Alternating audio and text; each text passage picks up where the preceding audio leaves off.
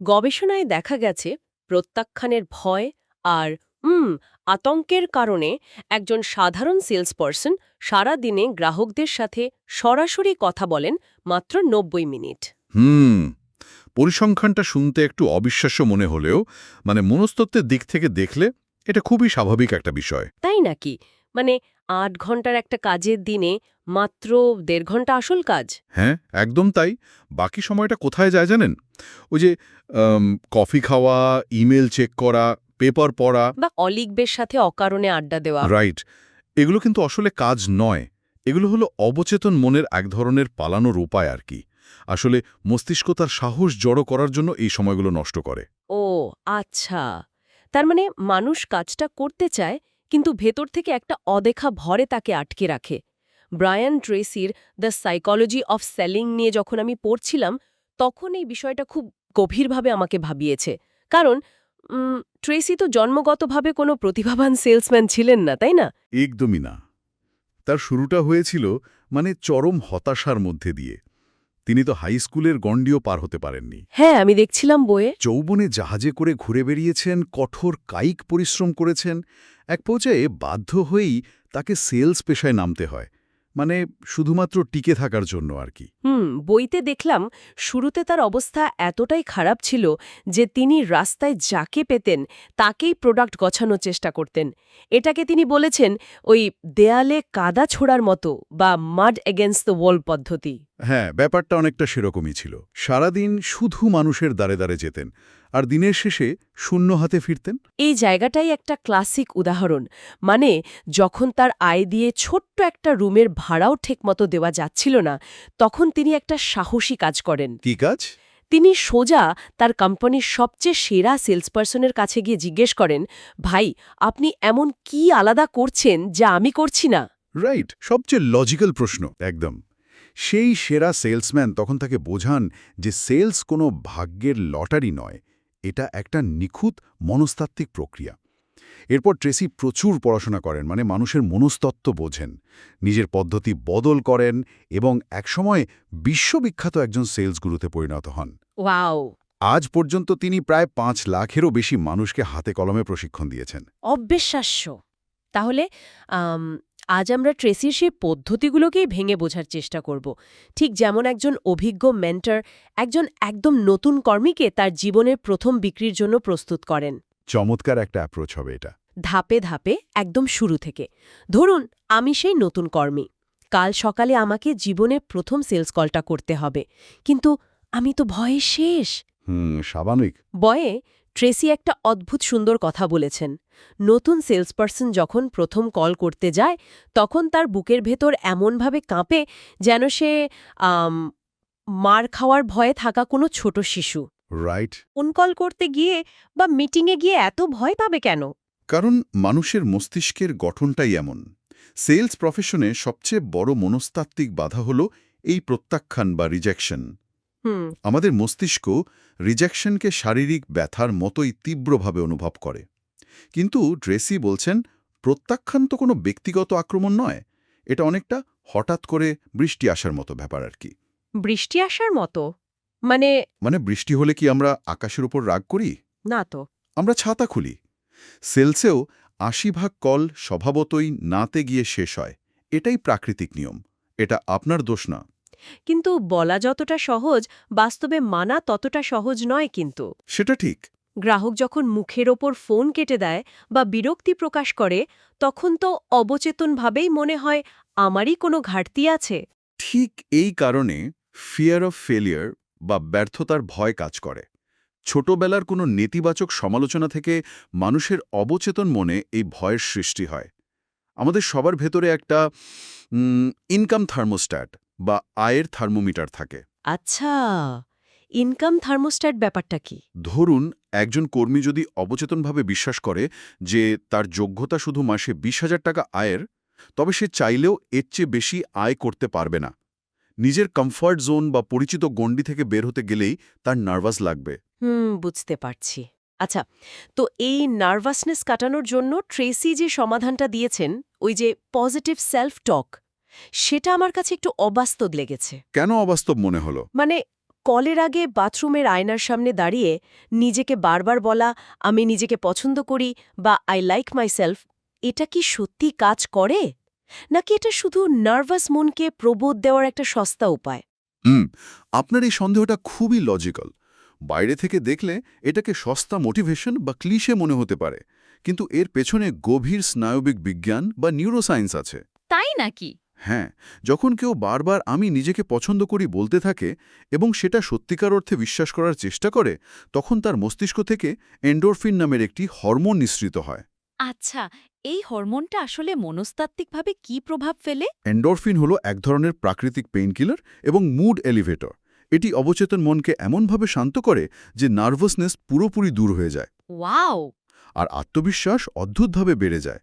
আপনি যখন ফোনে বা সরাসরি কথা বলেন, তখন আপনার কণ্ঠস্বরে ওই এন্ডোরফিনের প্রভাবটা কিন্তু শোনা যায়। গ্রাহকও সেই পজিটিভ এনার্জিটা ধরতে পারেন, কারণ একজন সেলস পার্সনের ভেতরের বিশ্বাসটাই বাইরে প্রতিফলিত হয় আর কি। ওকে, আমি মেকানিজমটা বুঝতে পারছি। এটা অনেকটা একজন অ্যাথলিটের মতো। রাইট। মাঠে নামার আগে তারা যেমন নিজের শরীরকে ওয়ার্ম আপ করে, পেশিগুলোকে প্রস্তুত করে, এই আই লাইক মাইসেলফ বলাটা হলো সেলস পার্সনের মনের ওয়ার্ম আপ। মানে মনটাকে এমন একটা স্টেটে নিয়ে যাওয়া যেখানে বাইরের কোনো না তাকে সহজে টলাতে পারবে না। চমৎকার উপমা দিয়েছেন, ঠিক তাই। এটা একটা মানসিক প্রস্তুতি। তো ধরে নিলাম মনের ওয়ার্ম আপ হয়ে গেছে, আমি আত্মবিশ্বাসে ভরপুর। কিন্তু এরপর আমি যখন প্রথম ক্লায়েন্টকে কল করলাম বা তার সামনে গেলাম, তখন তো সামনে আরেকটা বড় দেয়াল। গ্রাহক তো আমার জন্য অপেক্ষা করে বসে নেই। একদম ঠিক বলেছেন। গ্রাহকের এই অবস্থাকে সাইকোলজিতে বলে প্রি অকিউপেশন, অর্থাৎ তার মন সাধারণত 1000 মাইল দূরে অন্য কোনো চিন্তায় মগ্ন থাকে। হ্যাঁ, দেখা যায় সে হয়তো তার ব্যবসার হিসাব মেলাচ্ছে। বা কর্মচারীদের নিয়ে ভাবছে, বা বাচ্চার স্কুলের কথা চিন্তা করছে। ব্রায়ান ট্রেসি বইটিতে এই প্রি অকিউপেশন ভাঙার জন্য একটা চমৎকার গল্প বলেছেন, ওই সেফটি গ্লাস এবং হাতুড়ির গল্প। গল্পটা কিরকম জানো? একজন সেলসম্যান সেফটি গ্লাস বা সহজে ভাঙবে না এমন কাঁচ বিক্রি করতেন, কিন্তু কেউ তার কথায় মনোযোগ দিত না। তখন সে একটা নতুন পদ্ধতি বের করল। কি পদ্ধতি? সে গ্রাহকের অফিসে গিয়ে টেবিলে একটা কাঁচ রাখত আর পকেট থেকে একটা লোহার হাতুড়ি বের করে সজোরে কাঁচটার ওপর বাড়ি মারত। আরে সর্বনাশ! হ্যাঁ, প্রচণ্ড শব্দ হতো, কিন্তু কাঁচ তো ভাঙত না। ওই এক মুহূর্তেই গ্রাহকের সমস্ত মনোযোগ তার দিকে চলে আসত। এটা তো পাগল করে দেওয়ার মতো অবস্থা। কিন্তু আমি এর পেছনের লজিকটা ধরতে পারছি। মানে গ্রাহকের ব্রেন একটা নির্দিষ্ট চিন্তার লুপে ঘুরছিল, আর ওই হাতুড়ির বাড়িটা সেই লুপটাকে ভেঙে দিল। একদম ঠিক। এটা অনেকটা ওই রকম, ধরুন আমি একটা রেস্টুরেন্টে বসে খুব মন দিয়ে মেনু কার্ড পড়ছি যে কি খাবো। হঠাৎ করে যদি ফায়ার অ্যালার্ম বেজে ওঠে, আমার মেনু পড়া কিন্তু 1 সেকেন্ডে বন্ধ হয়ে যাবে। রাইট। কারণ নতুন এবং জরুরি একটা সিগন্যাল আমার ব্রেইনকে হাইজ্যাক করে নিয়েছে। অসাধারণ একটা সংযোগ। কথোপকথনের শুরুটাও হতে হবে ঠিক ওই ফায়ার অ্যালার্মের মতো। শুরুতেই প্রোডাক্ট কি দিয়ে তৈরি, আমাদের কোম্পানি কত বড়, এসব বোরিং কথা বলা যাবে না। কারণ গ্রাহকের মাথায় সবসময় একটাই প্রশ্ন ঘোরে, এতে আমার লাভ কি, বা হোয়াটস ইন ইট ফর মি। তাহলে একজন একদম নতুন কর্মীর শুরুটা কেমন হওয়া উচিত? কিভাবে সে কথায় কথায় এই মনস্তাত্ত্বিক হাতুড়িটা ব্যবহার করবে? একটা পাওয়ারফুল প্রশ্ন দিয়ে, এমন প্রশ্ন যা সরাসরি গ্রাহকের কোনো সুবিধার কথা বলে। যেমন ধরুন, আপনি বলতে পারেন, আপনি কি আগামী 6 মাসে আপনার খরচ 20% কমানোর কোনো পরীক্ষিত পদ্ধতি দেখতে চান? আচ্ছা। আর সবচেয়ে বড় কথা, ফোনে কখনোই প্রোডাক্ট বিক্রির চেষ্টা করা যাবে না। ফোনে একজন নতুন কর্মীর মূল লক্ষ্য থাকবে শুধু একটি অ্যাপয়েন্টমেন্ট বা সাক্ষাতের সময় নেওয়া। অর্থাৎ sell the appointment, not the product. Right. আমি যদি ফোনেই প্রোডাক্টের ডিটেলস বলা শুরু করি, গ্রাহক তো তখনই যাচ করে ফেলবে যে তার এটা লাগবে কি লাগবে না। শুরুতেই বলতে হবে, আমার শুধু 2 মিনিট সময় দরকার একটা চমৎকার আইডিয়া শেয়ার করার জন্য। ফোনে প্রোডাক্টের বিস্তারিত বললেই গ্রাহক হয়তো বলবে, আমি আগ্রহী নই, বা আমাকে একটু ভেবে দেখতে দিন। আর সেলসের ভাষায় ভেবে দেখতে দিন মানে হলো চিরস্থায়ী বিদায়। তাই শুধু কৌতূহল তৈরি করে সাক্ষাতের সময় আদায় করতে হবে। কিন্তু এত সুন্দর করে স্ক্রিপ্ট সাজিয়ে কল করার পরও তো প্রথম ধাক্কাতেই না আসতে পারে। তা তো আসতেই পারে। বিশেষ করে নতুনদের ক্ষেত্রে, যারা খুব ভয় ভয়ে কল করে। এই প্রত্যাখ্যানকে কিভাবে নিজের পক্ষে কাজে লাগানো যায়, চলুন সেটা নিয়ে একটা রোল প্লে বা স্ক্রিপ্ট আলোচনা করা যাক। দারুণ আইডিয়া, চলুন। ধরুন আমি সেই রাশভারী ব্যস্ত গ্রাহক যাকে আপনি এইমাত্র কোল্ড কল করেছেন, আর আপনি হলেন আমাদের সেই নতুন সেলস পারসন। আমি আপনার প্রথম কথা শুনেই বিরক্ত হয়ে বলছি, শুনুন, আমি এসব নিয়ে একদমই আগ্রহী নই। কোনো ব্যাপার না। জানেন তো, আপনাদের ইন্ডাস্ট্রির বেশিরভাগ মানুষই শুরুতে ঠিক এমনটাই ভেবেছিলেন, কিন্তু এখন তারা আমাদের সেরা গ্রাহক, এবং অবাক করার বিষয় হল তারা অন্যদেরও আমাদের কথা রেফার করছেন। তাই নাকি? আপনাদের ব্যাপারটা আসলে কি? ঠিক এই বিষয়েই আমি আপনার সাথে কথা বলতে চাই। আমি আগামী মঙ্গলবার মাত্র 10 মিনিটের জন্য আপনার অফিসে আসতে চাই। আপনি নিজেই বিচার করে দেখবেন এটা আপনার বর্তমান কাজের স্টাইলের সাথে মানানসই হবে কিনা। ওয়াও! মানে আমি এই ছোট ডায়লগটার মধ্যে বেশ কয়েকটা সাইকোলজিক্যাল ট্রিক্স দেখতে পাচ্ছি। আমি নিজে গ্রাহক হিসেবে অ্যাক্ট করতে গিয়েও অনুভব করলাম যে আমার প্রাথমিক বিরক্তিটা হঠাৎ কৌতূহলে বদলে গেল। এটাই কিন্তু ম্যাজিক। এর পেছনের মেকানিজমটা একটু বিস্তারিতভাবে বুঝিয়ে বলবেন? এখানে আসলে রবার্ট চিয়ালডিনির সোশ্যাল প্রুফ বা সামাজিক প্রমাণের ধারণাটি দারুণভাবে কাজ করছে। মানুষ স্বভাবতই সামাজিক বা ট্রাইবাল জীব। রাইট। আমরা অবচেতনভাবে সব সময় দেখি আমাদের গোত্রের বা ইন্ডাস্ট্রির অন্য মানুষেরা কি করছে। যখন গ্রাহক শোনে যে তার নিজের ফিল্ডের অন্যরাও এই একই জিনিস ব্যবহার করে সফল হচ্ছে, তখন তার মধ্যে একটা কৌতূহল জাগে এবং পিছিয়ে পড়ার ভয় কাজ করে। বুঝতে পেরেছি। এতে তার প্রাথমিক প্রতিরোধটা আর থাকে না। আর ওই যে শেষে লাইনটা, আপনি নিজেই বিচার করে দেখবেন, এটা মনে হয় একটা মাস্টার স্ট্রোক। ঠিক ধরেছেন। মানুষ যখন মনে করে তাকে কিছু গুছিয়ে দেওয়া হচ্ছে, তখন সে আত্মরক্ষামূলক হয়ে যায়। কিন্তু যখন বলা হয় আপনি নিজেই বিচার করবেন, তখন সিদ্ধান্ত নেওয়ার ক্ষমতাটা পুরোপুরি তার হাতে তুলে দেওয়া হয়। এতে সে নিরাপদ বোধ করে।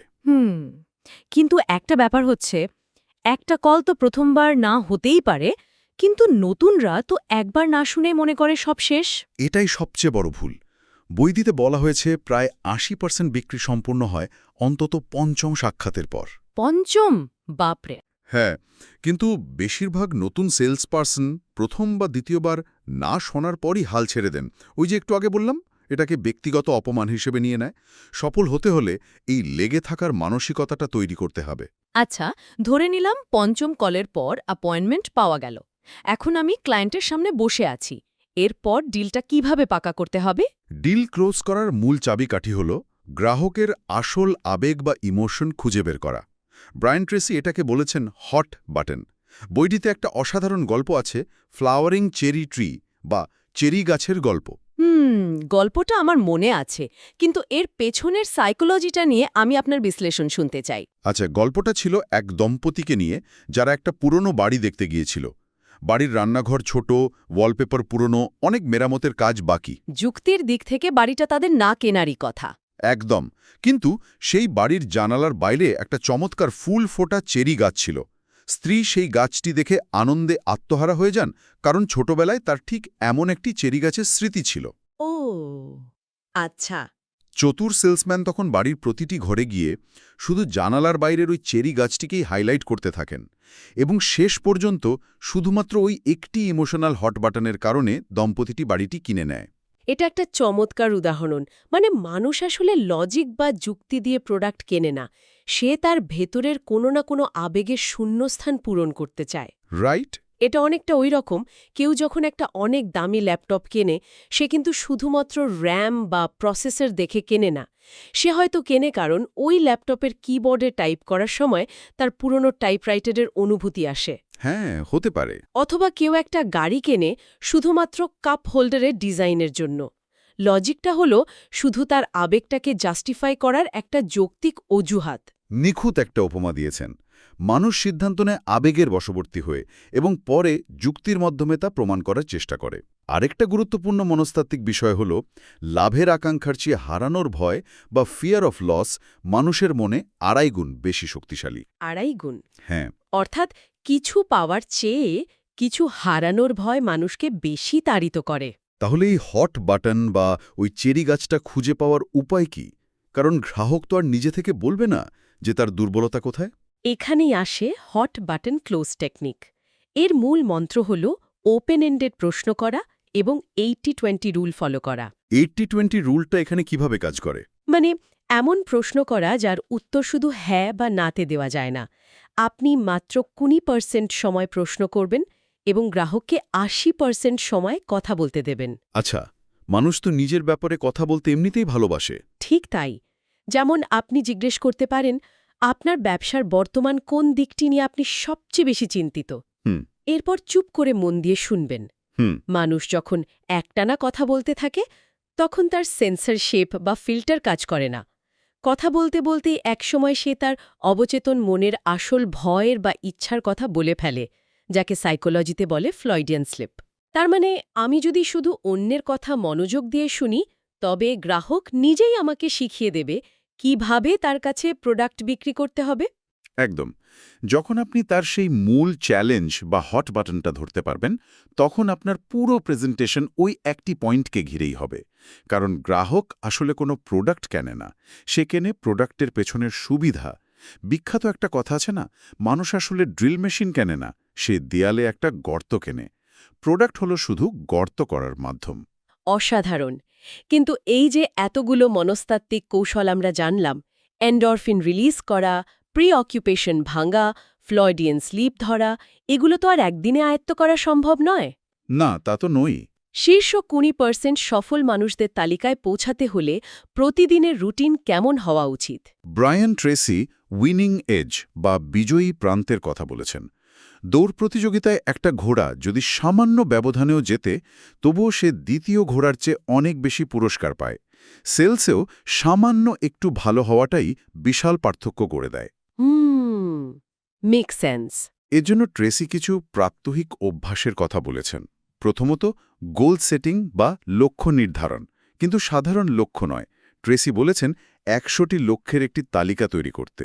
100টা? এতগুলো কেন? 10টা বা 20টা লক্ষ্য তো যথেষ্ট হওয়ার কথা। এখানেই মনস্তাত্ত্বিক কৌশলটা লুকিয়ে আছে। আপনি যখন 10টা লক্ষ্য লিখবেন, তখন সেগুলো খুব সাধারণ হবে, যেমন গাড়ি কেনা, বাড়ি কেনা বা প্রমোশন পাওয়া। রাইট। কিন্তু যখন আপনাকে 100টা লিখতে হবে, তখন প্রথম 30টার পর আপনার মস্তিষ্ককে গভীরভাবে ভাবতে হবে। আপনাকে নিজের অবচেতন মনের একেবারে গভীরে গিয়ে আসল স্বপ্নগুলোকে বের করে আনতে হবে। বুঝতে পারছি।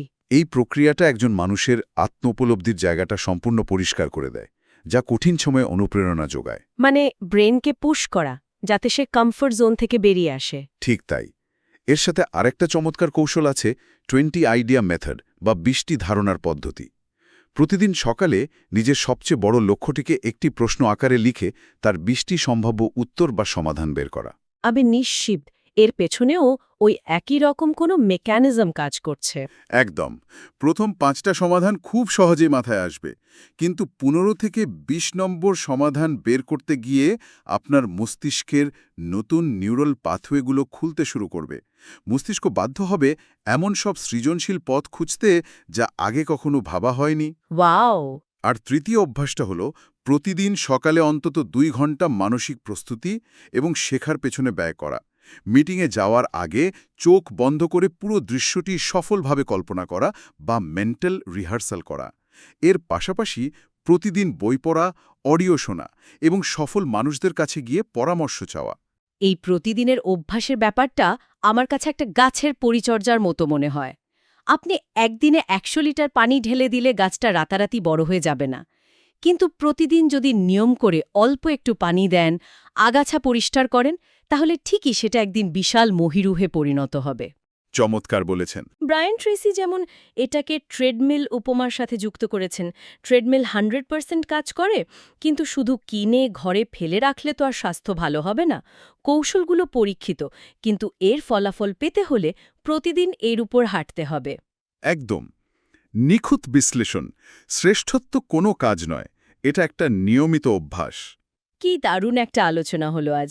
আমরা যদি পুরো জার্নিটাকে এক সুতোয় গাঁথি, তাহলে একজন নতুন সেলস পার্সনের প্রথম কাজ হলো পজিটিভ সেলফ টকের মাধ্যমে নিজের ভেতরকার ভয়কে জয় করা এবং আত্মবিশ্বাস বাড়ানো।